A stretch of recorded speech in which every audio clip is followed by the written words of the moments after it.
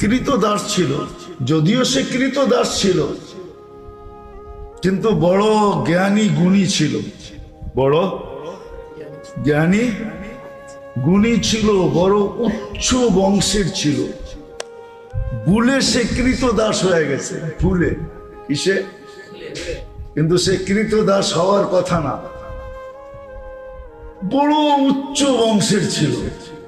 কেউ জানতো না যে এত উচ্চ বংশের, কিন্তু কার্যকলাপ বুঝাইতো যে পিছে মনে হয় কোনো উচ্চতা আছে, না হইলে এই লোকটার কার্যকলাপ এত উচ্চ হইতে পারে না। হারুনুর রশিদ বড় ভালোবাসতেন, কিন্তু পরিষদের ভালো লাগতো না। পরিষদ বুঝেন তো, মন্ত্রী পরিষদ, এরা সইতে পারতো না যে বাদশাহ ওকে এত ভালোবাসে কেন।